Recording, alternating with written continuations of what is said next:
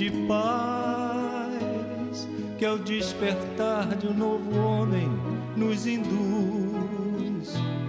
Te conclama, irmão, de última hora, a ingressar nesta seara de luz. Te conclama, irmão, de última hora, é agora. Boa noite a todos. É com grande alegria que a gente, numa data tão especial quanto essa, tem essa responsabilidade enorme de vir aqui falar às mães. Mas não é às mães que a gente vai falar, não. A gente vai falar para todos nós, inclusive para mim mesmo, né? Porque muita coisa que está aqui é exatamente, faz parte do nosso dia a dia, faz parte da nossa vivência, faz parte da nossa existência desde a nossa criação.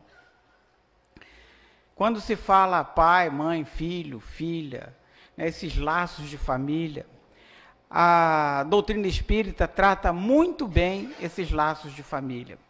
Fala muito bem sobre a família, por ser a família o núcleo, o laboratório, o menor núcleo e, no entanto, o mais importante para o espírito que reencarna, porque é na família, é o aprendizado, é na família que ele exercita, ou seja, a família, enfim, é o núcleo mais importante. As coisas se vão, outras, a vida toma rumos, mas o núcleo familiar é o núcleo mais importante, a ele sempre se torna.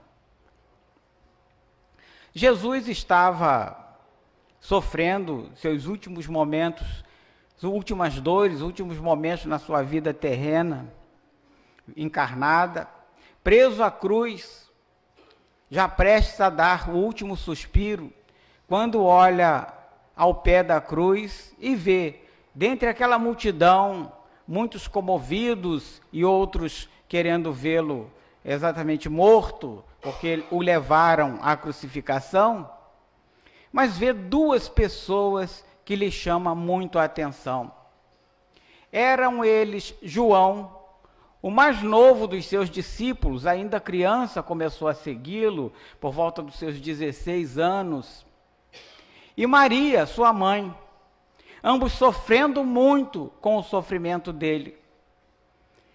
E vendo a Maria naquele sofrimento, e João também, dirige-se à mãe primeiramente, com uma ordem: mulher, eis aí o teu filho.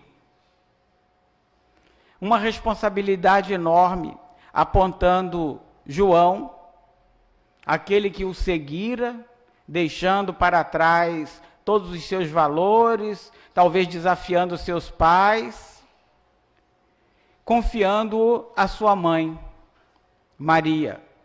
Ou seja,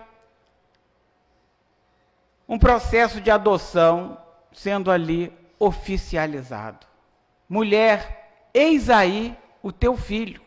Não tinha laços consanguíneos com Maria. No entanto, Jesus diz que aquele que ali ficara, que o seguira, que desafiara os soldados e ali chegara ao pé da cruz, era sim digno de ser filho de Maria.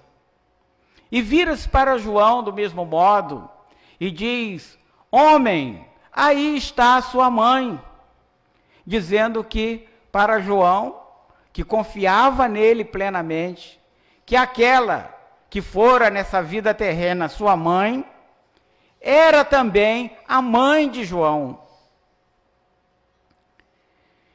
E assim se deu. Mais tarde, com o desencarne de Jesus, João toma Maria de fato como sua mãe, cuida dela e segue com ela o resto da sua vida, um desenrolar mais lá na frente, que no final a gente aborda, se o tempo nos permitir. Mas toma conta de Maria como se fosse ela sua mãe, exatamente como uma mãe consanguínea, como se fosse dela descendente, e no caso não era naquela encarnação, naquele momento, descendente direto. Mas por que Jesus falou com tanta propriedade? Homem, eis aí a tua mãe. Porque Jesus sabia certamente sabia e nos dá mostras disso, mais tarde a gente verá no decorrer desse estudo, que os laços de família não se prendem a uma única encarnação. Esses laços passam os tempos, esses laços passam a barreira da vida terrena, e esses laços sempre se refazem, muito embora às vezes sequer desatem. Mas aos nossos olhos grosseiros, eles se rompem. E nesse rompimento, a gente encara muitas vezes como uma perda dolorosa, da qual a gente acha que nunca vai conseguir se recuperar. Mas Jesus sabia que isso era uma inverdade, que esses laços, na realidade, são muito mais atados do que essa realidade aparente deixa transparecer. Veremos aqui maternidade, virtude, se é virtude ou instinto. Qual a responsabilidade dos pais pelo sucesso ou insucesso dos filhos? Qual a responsabilidade dos filhos nesse processo? E veremos do que se trata de fato amor materno e filial, como a codificação espírita nos coloca, em especial o Livro dos Espíritos e o Evangelho segundo o Espiritismo. Tudo que aqui está baseado na obra kardeciana. E geralmente os estudos que eu faço, que tenho a oportunidade de aqui apresentar, eles todos são baseados na codificação, muito embora possam ser ilustrados por outra literatura complementar, eles são apoiados na codificação, como deve ser qualquer exposição espírita. Questão 890 de O Livro dos Espíritos, na sua terceira parte, capítulo 11. Da Lei de Justiça trata este capítulo. E a questão 890 nos coloca o seguinte questionamento. Kardec pergunta aos espíritos: o amor materno é uma virtude ou um sentimento instintivo, comum aos humanos e animais? Queria saber ele se já é um instinto, se essa aproximação com a mãe, ela já é natural, ou se é algo fabricado, se é algo encomendado, se é algo já planejado. Kardec era muito curioso e graças a essa curiosidade nós temos as respostas. Então nos dizem os espíritos que ela é instinto, mas é também inteligência. E na parte do instinto tem os atos espontâneos, involuntários. O que é instinto? São atos espontâneos, involuntários. Os instintos se prestam para a sobrevivência, a perpetuação das espécies. Todos nós temos isso. Os animais têm, nós também temos, porque nós também somos animais. Logicamente já desenvolvemos a nossa parte racional, temos a nossa individualidade, somos espíritos, né? Raciocinamos, armazenamos informações, aprendemos baseados nessas informações, contudo, temos nosso instinto. Mas olhemos o seguinte para o animal só tem o instinto, não tem a inteligência. Tudo que ele faz é por instinto. Se observarmos, o animal trabalha? Trabalha. Animal trabalha, mas trabalha para comer.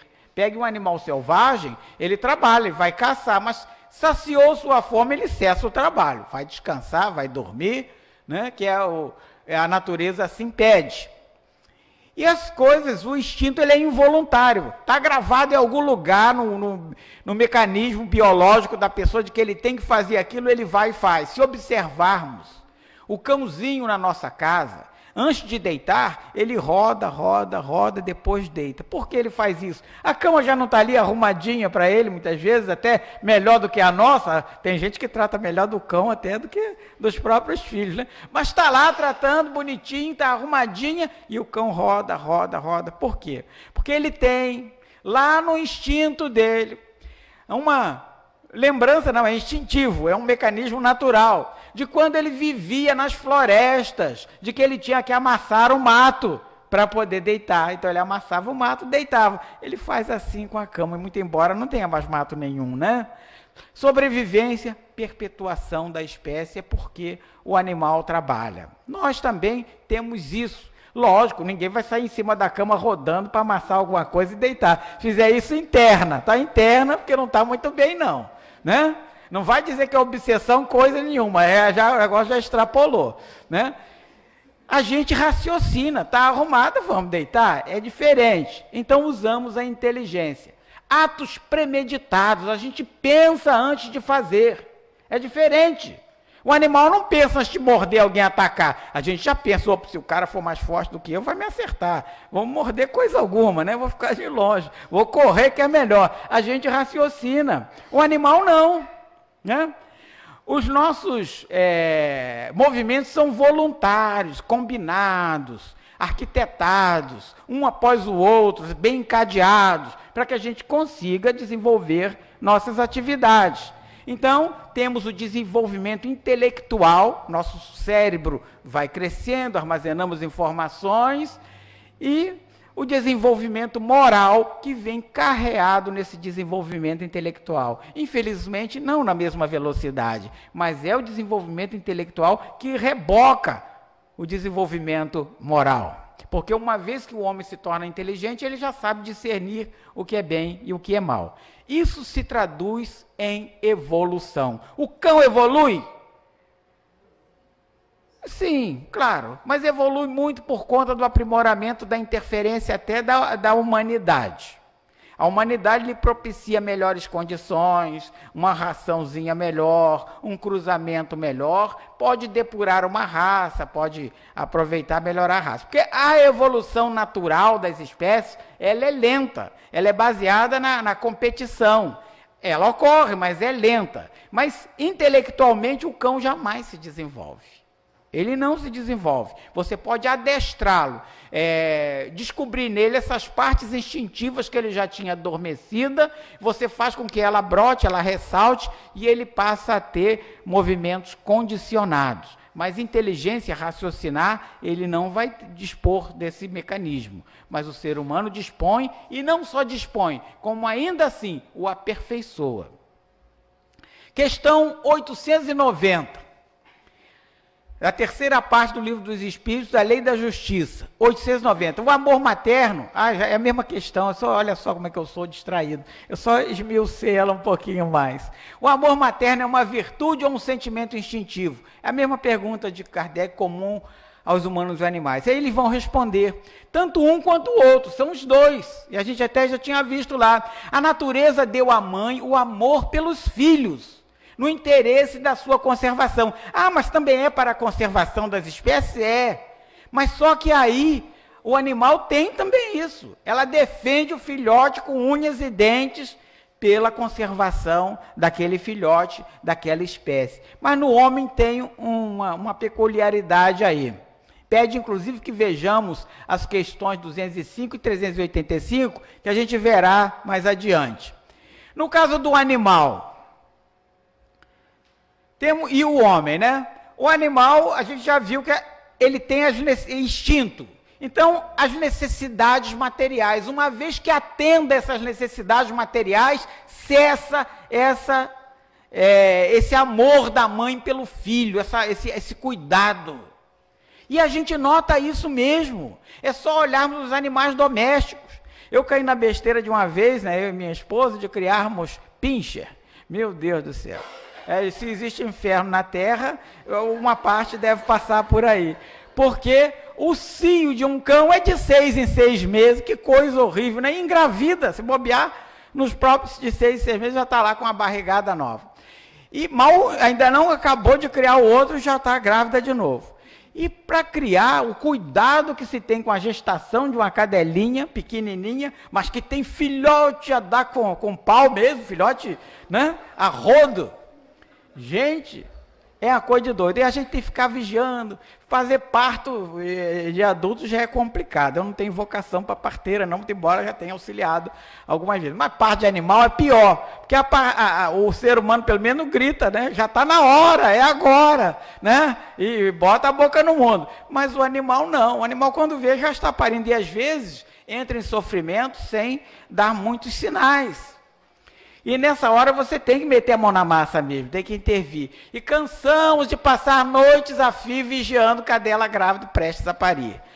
E quando paria, que nascia aquele monte de filhotes, e a gente não podia ficar olhando, a gente também tinha que dormir, tinha que trabalhar no dia seguinte, mas eu arrumei uma estratégia. Nossa casa era de 2 pavimentos, eu subia no vaso sanitário. Não façam isso em casa, porque vaso quebra e causa um problema sério. Mas eu, incauto que era, né? Hoje em dia, com a idade mais avançada, já não sou mais, não dou esse mole, né? Mas era mais jovem e tal, mais intrépido. Aí subi e ficava olhando por uma báscula que a gente tinha no banheiro, olhando a cadela. E o cão tem o seguinte, se nasce um filhote e não tem condição de sobrevida, ela pega e extermina aquele filhote, ela mesmo dá conta de exterminar. Alguns comem só a cabeça.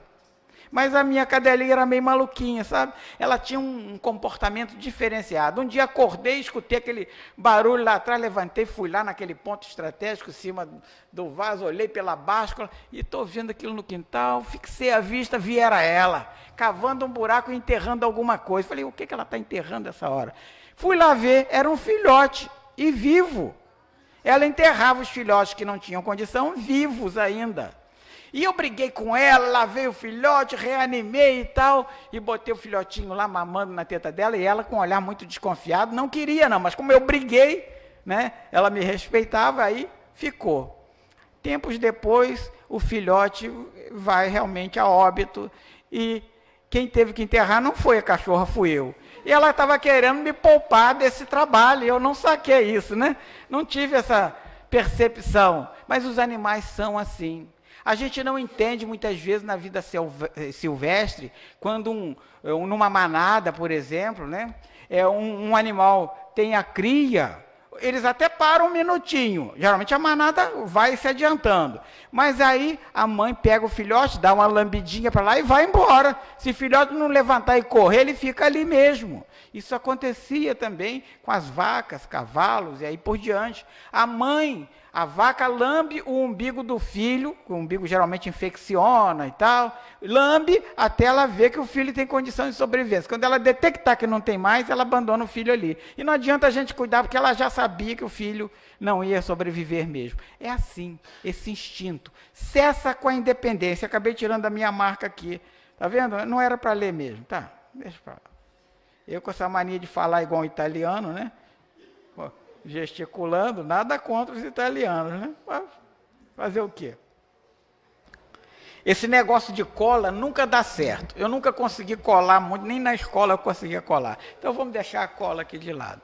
Vai de memória mesmo. Se eu falhar, vocês me ajudem. No caso do homem, o amor é permanente, não cessa com a infância, não cessa com a necessidade material. É um amor incondicional, como Jesus recomendou que nós nos amássemos uns aos outros. A mãe é quem chega mais próximo desse amor. O homem, embora ame também, às vezes não tem esse afeto tão desenvolvido quanto a mãe.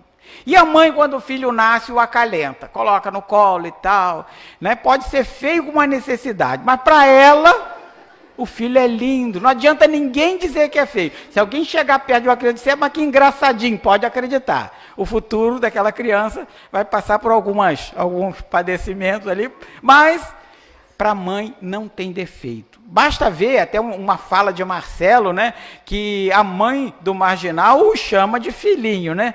Para a mãe, o filho é sempre o ídolo. Ela cuida dele a vida inteira, não importa o que ele faça. Ele está sempre com a mãe. Não importa também o rumo que o filho tome. Nunca. Porque o filho pode sair, tem a história do filho pródigo, né? A parábola que Jesus nos conta, que o filho pediu a parte dele da herança. Como ele era pródigo, ele gastou tudo, né? Gastava assim indiscriminadamente. Quando o calo apertou, ele volta para a família. E geralmente vai procurar o colo da mãe. Pode ser adulto, pode estar até na espiritualidade. Quando ele procura, tem a carência que ele mais tem é a carência da mãe. A gente vê isso, observa muito nas reuniões mediúnicas. Então, nós nos diferenciamos dos animais irracionais neste aspecto. O amor da mãe nunca cessa. Nunca. Ela está sempre disposta a acolher, a abraçar, a perdoar. Pode ter até um coraçãozinho aparentemente meio duro, mas isso aí é só uma casca, rapidamente se quebra.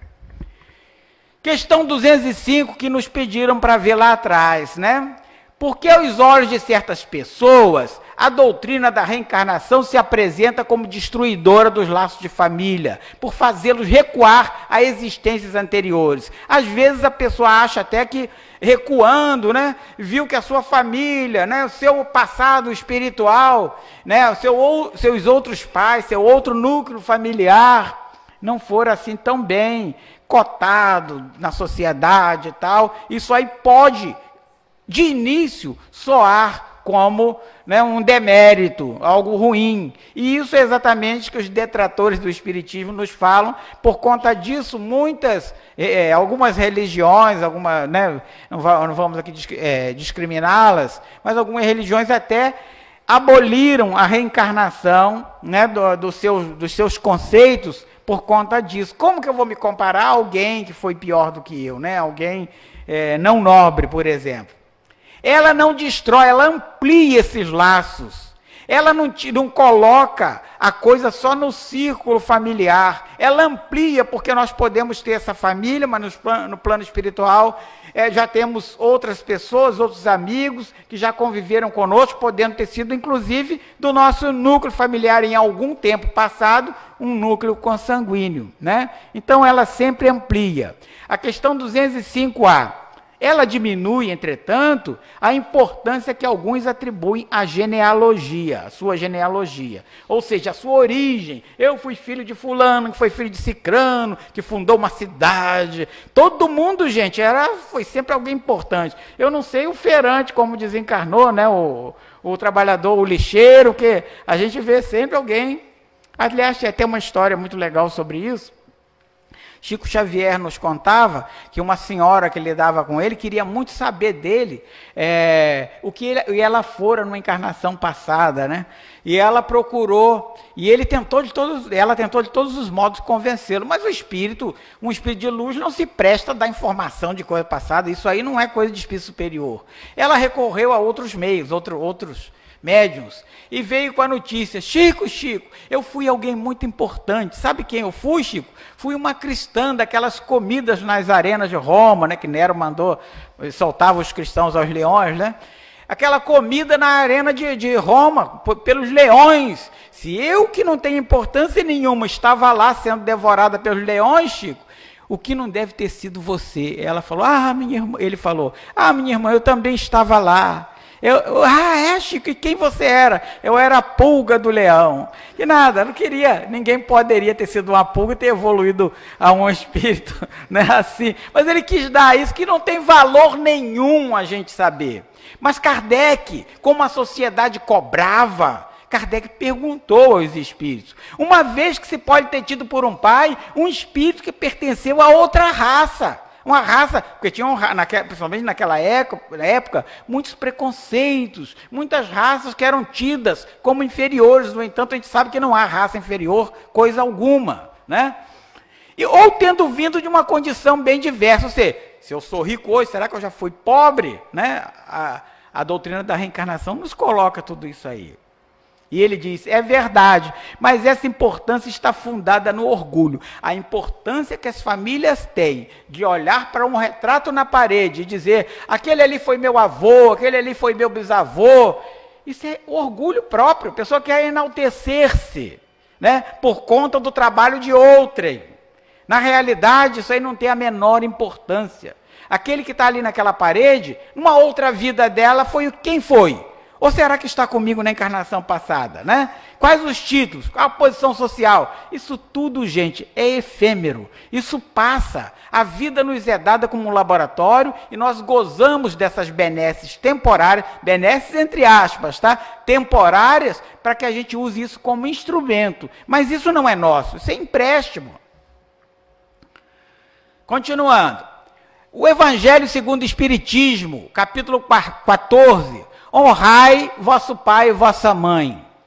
Né? É polêmico, mas está lá no Evangelho segundo o Espiritismo, que fala aqui do relacionamento familiar de Jesus. Porque Jesus, aos 30 anos de idade, sai de casa e vai correr aquele mundo, a Palestina principalmente, né? Correu o mundo, conhecido, onde ele foi com os discípulos, pregar. Mas a sua mãe não tinha só Jesus de filho. Ela, uma mãe que era dedicada, né? Ela não foi escolhida para essa missão à toa, não. Ela foi escolhida para receber Jesus no seu ventre como filho, por ser um espírito muito avançado. Talvez um de nós não tivesse essa condição. Talvez fosse largar a mão, desistir, talvez largar os outros filhos, largar os afazeres do esposo dela por conta de seguir Jesus, mas ela teve-se a família, o restante da família. E tinha Jesus assim, que não era do gosto dela que Jesus tivesse saído pregando, queria, a mãe geralmente funciona assim, que é os filhos junto dela, principalmente aquela época e aquele povo. Não nos esqueçamos que Jesus era judeu também, né? E era um costume dos judeus, a família consanguínea, manter todos, né, circunscritos num determinado território. E, geralmente, inclusive, casavam uns com os outros, até entre primos, porque a família não mudava muito. E Jesus saiu por aí, desafiou essa regra, saiu pregando o evangelho numa missão muito maior. Mas num dia, quando estava mais próximo, né, pregando numa cidade mais próxima, alguém vem, tem sempre um fofoqueiro de plantão, foi correndo avisar Maria: olha, seu filho está lá pregando, você não queria falar com seu filho? E ela foi lá, foi e levou os outros irmãos de Jesus. E Jesus estava pregando, falam para ele não interrompe a pregação e devolve com uma pergunta para aqueles que o ouviam: quem é minha mãe? Quem são meus irmãos? Olha que coisa, não que ele não amasse Maria, ele amava, era a mãe dele, um espírito puro, um espírito que o recebeu no ventre, com essa missão, né, de cuidar, de ter uma pessoa polêmica. Já pensou o que é um filho polêmico, um filho com um objetivo muito maior, que não atendia a expectativa daquele povo, daquela região, para os filhos em relação às mães, naturalmente, digo os filhos normais, né? Porque Jesus também era normal. O normal é ser como Jesus, né? Nós é que não entendemos ainda, né? Então, quem é minha mãe e quem são meus irmãos? Né? Capítulo 14, no capítulo honrai vosso pai e vossa mãe. E ele diz mais: meus irmãos são aqueles que aceitam os ensinamentos do meu pai, aqueles que me ouvem, aqueles que estavam ali, dirigiu-se à sua plateia. Estes são meus irmãos, minhas irmãs e minha mãe, né?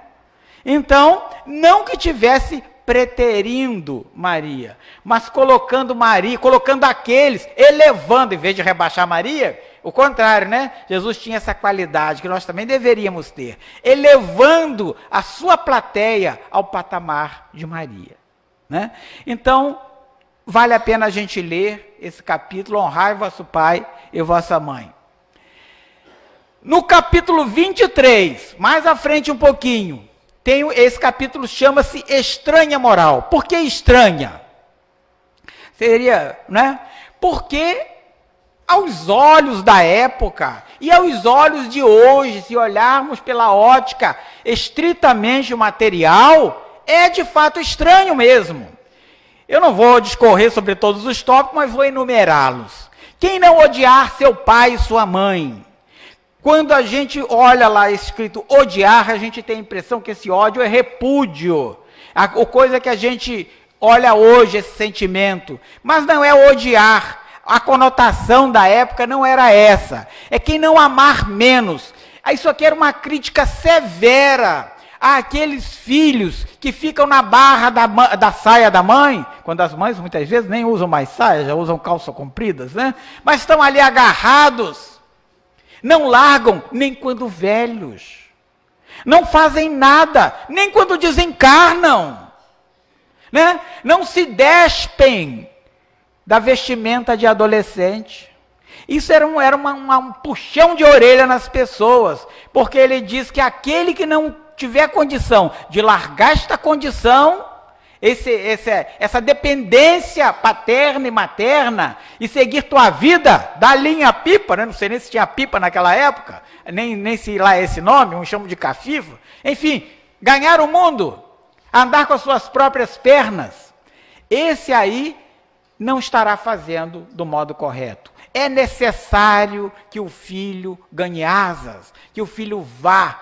Os filhos os criamos para o mundo. O mundo depende dele, nós dependemos também. Eles estão conosco por uma necessidade nossa de crescimento, necessidade deles que precisam do acolhimento, do direcionamento, mas a maior utilidade dele vai ser para o mundo. E quando essa utilidade é para o mundo, ela retorna também para nós, pois nós somos seres deste mundo. Abandonar pai, mãe e filhos, a mesma coisa, né?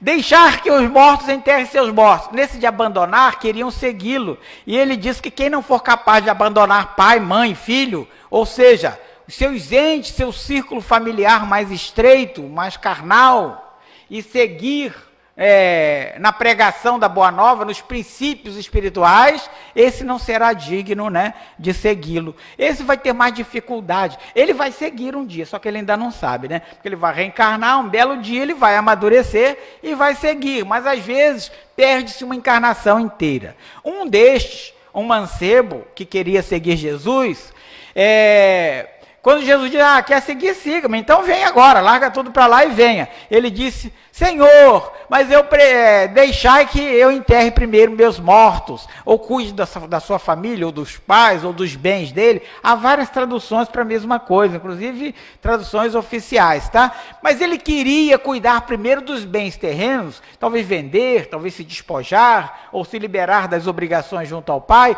para depois seguir o Mestre. E ele disse, não, quem não for capaz de me seguir, largar tudo. Aí Pedro já disse logo, Senhor, mas nós fizemos assim, já quis olhar a brasa da sardinha dele. Falou, de fato vocês fizeram mesmo. Com outras palavras naturalmente, mas está tudo muito bem narrado no Evangelho de Mateus, né? Não vim trazer a paz, mas a divisão. Olha que coisa, não é uma estranha moral? Jesus dizer que não veio trazer a paz, e a gente vem à casa espírita, Senhor, queria tanto paz, vou lá porque lá eu me sinto bem, sai de lá, nas nuvens, cuidado, hein, tem carro ali fora passando que não está nem aí para nuvem nenhuma, né? Sai de lá, né, pisando nas nuvens. Gente, nem sempre aquela religião que você se sente sempre bem, que nunca te contradiz, nunca te dá um beliscão ou um puxãozinho de orelha, aquela religião nem sempre é melhor para você. Talvez fosse melhor alguma coisa que te corrigisse. Nós ainda precisamos das religiões, sabe por quê? Porque precisamos de cabresto ainda, né? Uns precisam de um cabresto mais curtinho, mais firme, outros de um cabresto mais larguinho, e a gente, felizmente, no Espiritismo tem um cabresto bem comprido, né? Que tem uma certa liberdade. Mas, às vezes, a gente necessita desses puxões de orelha, para que a gente se coloque no rumo, para nos chamar a atenção, porque vez ou outra as portas largas se abrem com uma facilidade enorme para nós todos, né? Então, ele disse que não veio trazer a paz, mas a divisão. Ele disse mais, faria com que o filho, né, se indispusesse com o pai, brigasse com o pai, a mãe com a filha, a nora com a sogra, né? E entre irmãos. Falou tudo isso, né? Mas por que não falou dos genros? Será que os genros são melhorzinhos, né? Não é nada disso, não. É porque antigamente era hábito as moças casarem e irem morar na família do rapaz. Então as sogras brigavam mais com as noras, o genro estava longe, né? Então é isso aí. Então, fala Jesus que veio trazer a dissidência, a discussão, porque numa família é muito difícil, gente. Muitos familiares nossos não entendem que nós saímos, deixamos as comemorações, muitas vezes do Dia das Mães em casa, e viemos para a casa espírita. Mas por que você não fala para as mães aqui mesmo? Tem um monte de mães aqui. Mas acontece que a gente está falando para pais que já foram mães. A gente está falando para outras pessoas que nos assistem na internet, tantos espíritos que aqui estão, que também necessitam de terem lembrados, porque nós já sabemos dessas lições, mas necessitamos relembrá-las. Então, está aí o recado, né, de Jesus no seu Evangelho. Sobre a infância, né, a parte do livro dos Espíritos, a segunda parte, que trata, no capítulo 7º, da volta do espírito à vida corporal. Fala o seguinte, na questão 385, de onde vem a mudança que se opera no caráter de uma determinada idade e particularmente ao sair da adolescência? É o espírito que se modifica? Ele quer saber se é o espírito que se modifica, de onde vem essa mudança de caráter. É o espírito que retoma a sua natureza e se mostra como era, né? A sua essência. Ao desencarnar, vós não conheceis os segredos que escondem as crianças em sua inocência.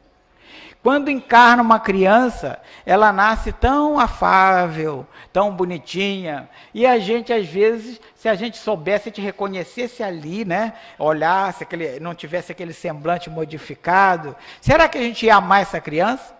Talvez você até jogasse a criança fora e cuidasse da placenta, né? Essa pelo menos não vai me atacar, deixa a criança falar que esse aqui eu já conheço. Mas não é assim não. Ó, a natureza, Deus é sábio. Deus é sábio.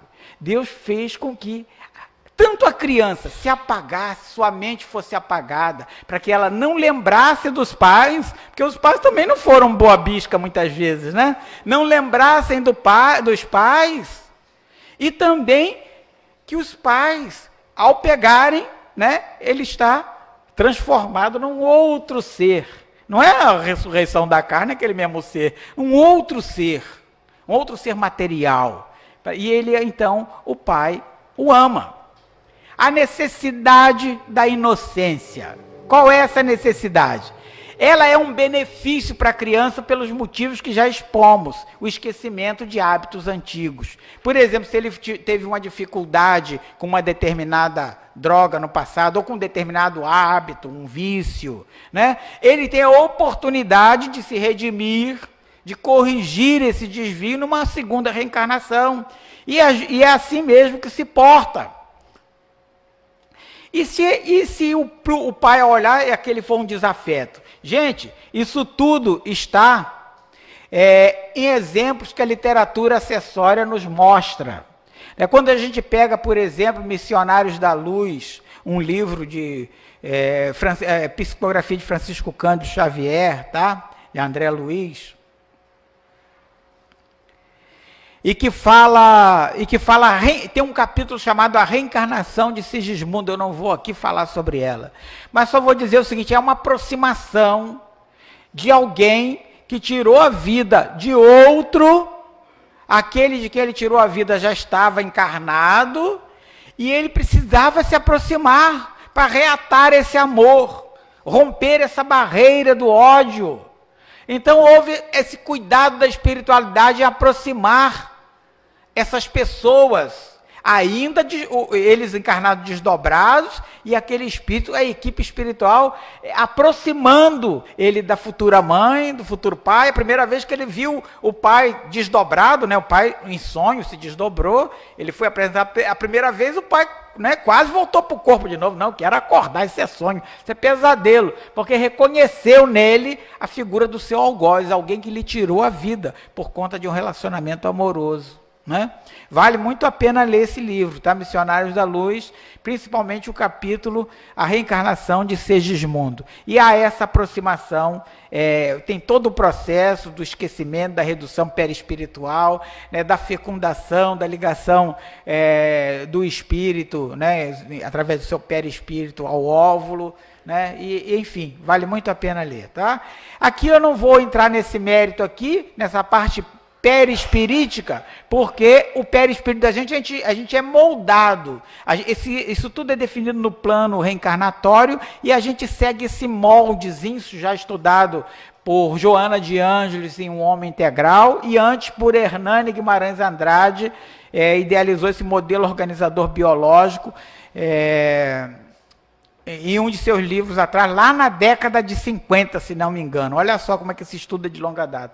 A ciência espírita nos mostrando algumas coisas aí. Então, esse plano espiritual, ele já traça esse rumo. Não vou entrar nisso, a gente tem até uma palestra que a gente disseca mais isso, que é os fluidos e o perispírito, né?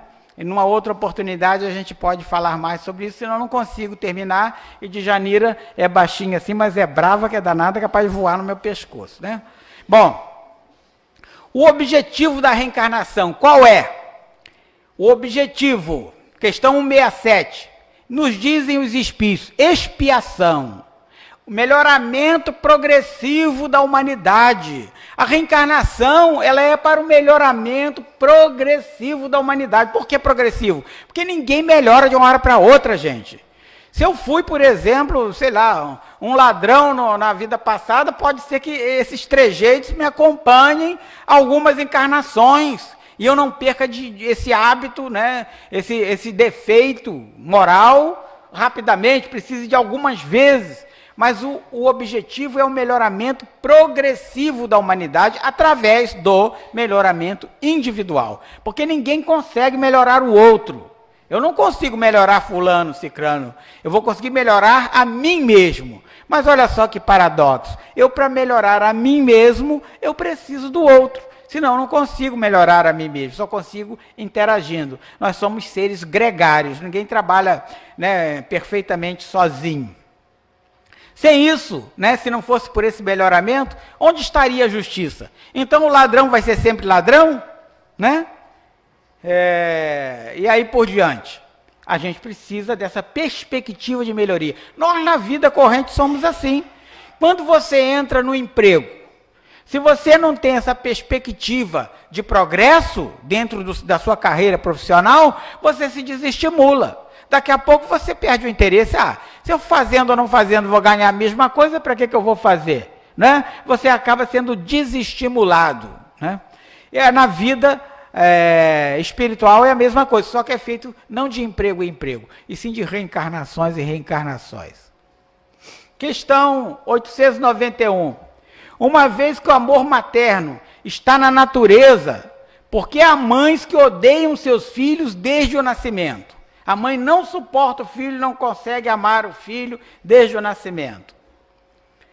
É algumas vezes uma prova escolhida pelo espírito da criança, ou uma expiação, se ele mesmo foi um mau pai ou um mau filho numa outra existência. E pede que vejamos a questão 932. Eu já vou adiantando. A questão 932 fala do que já falamos anteriormente, que é do esquecimento do passado, dos objetivos deste esquecimento do passado, que é para a gente não lembrar, né, quem foram nossos pais, e que os pais também não se lembrem de nós, por isso que a gente sofre essa transformação. Mas é assim, uma prova, né? Ele escolhe uma mãe, por exemplo, difícil. Eu botei, está escrito mãe ruim, mas mãe ruim não existe. Existe mãe difícil, né? Ruim é um termo muito pesado, né? Bom, é uma mãe difícil. Uma mãe é difícil de convencer, difícil de lidar. Tem muitas mães assim. Bom, uma prova. Ele sabia que ia passar por aquilo. E ele escolheu passar por aquelas dificuldades. Mas pode ser que ele protelasse a reencarnação dele, não quisesse, e escolheram por ele uma expiação. Eles escolheram a coisa por ele, ele vai ser obrigado a passar por expiação, porque ele não quis escolher, mas ele se portou de maneira inadequada e tal. Não é assim, pagou, fez e pagou. Não é a pena de talião, não. Porque isso aí pressupõe também a interação do próprio espírito, que pode escolher a natureza das provas. Se num dado momento ele não teve condição de escolher, por questão de avanço dele próprio, num futuro ele terá, porque ele não terá uma encarnação só. Então ele próprio vai escolher as naturezas das provas pelas quais passará. Mas em dado momento pode ser que ele não tenha, e pode ser que ele seja escolhido por ele. Há muitas reencarnações que são compulsórias, tá? O espírito será sempre recompensado por esta aparente violação das leis da natureza. Olhando assim a grosso modo, pelo lado material, né, o cara nascer com uma mãe difícil, um pai difícil, dá a impressão que Deus não está sendo justo, né? Mas não é nada disso não. O espírito sempre é recompensado se a prova dele for mais árdua, né, do que a prova do outro. Ele também pode abreviar, pode melhorar e aí por diante. Questão 892. Quando os pais têm filhos que causam desgosto, não são perdoáveis por não terem a mesma ternura que teriam em caso contrário? Não, porque é um encargo. É um encargo a eles confiado. E é sua missão. Então a maternidade é uma missão.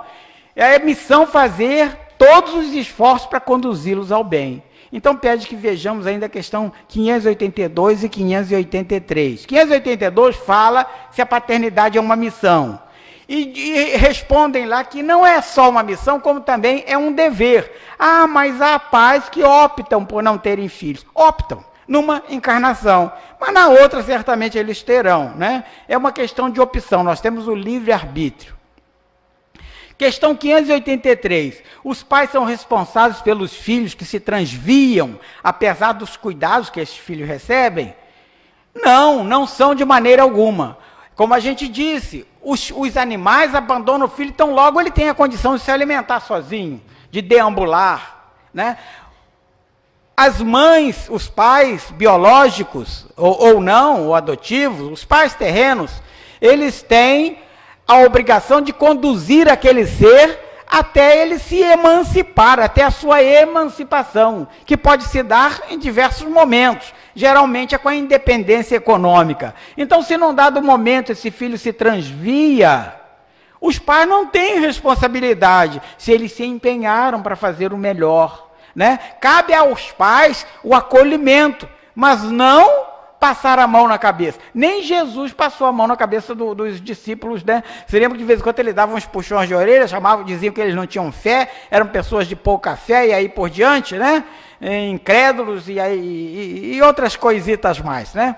Enfim, a gente pode chamar a responsabilidade sem perder a ternura. É uma coisa difícil, né?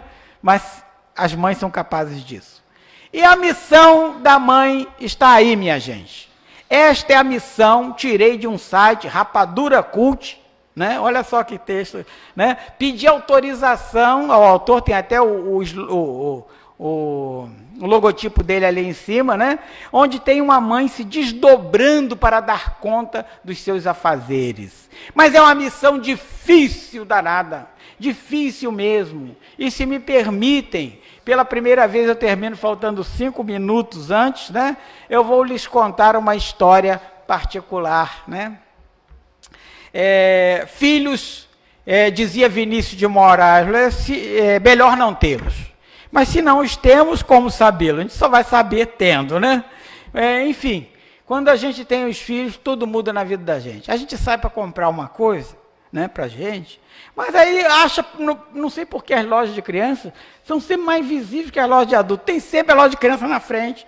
E aí você gastou o dinheiro, volta para casa do presente da criança, o seu mesmo vai ficar para as últimas horas, né? Quando não der mais, você compra o seu. Perca a esperança de ganhar presente depois que você tiver filho.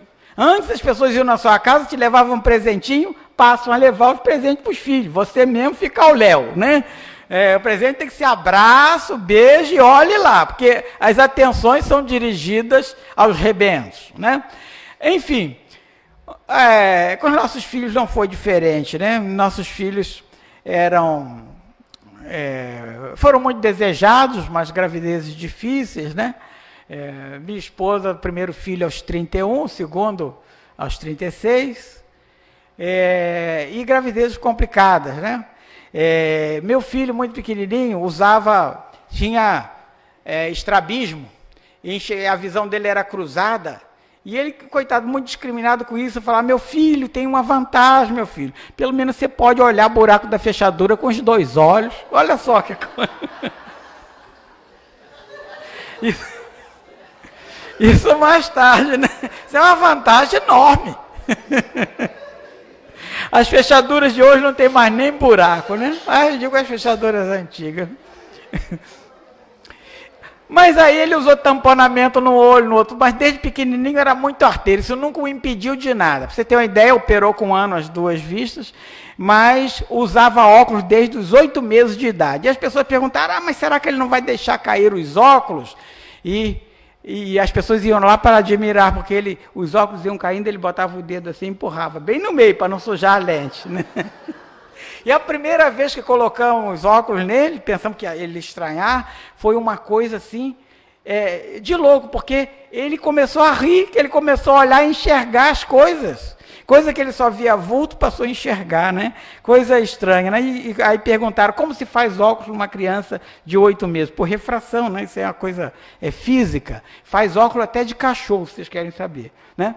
Mas isso não o impediu de fazer suas artes. E era arteiro que era danado. Acho que ele foi a forra de todas as artes possíveis. Um belo dia ele sumiu de casa. Mas como sumiu? A nossa colaboradora estava lá já arrancando os cabelos, coitada, né? Correndo para lá e para cá. Primeiro para nos dizer, ela, antes de nos dizer, procurou bastante. Mas quando não teve jeito, nos falou e nós todos procuramos. Estávamos prestes a ligar para a polícia.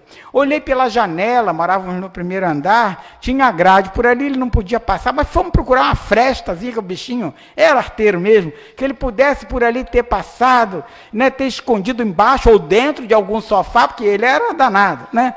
Mas nada, não achávamos de jeito nenhum. Aí já estávamos desesperados, né? Esse negócio de abdução, a gente sabia que ele não tinha, né, cabedal para isso, isso aí não existe, isso é um folclore, né, uma alegoria religiosa de outras religiões, né?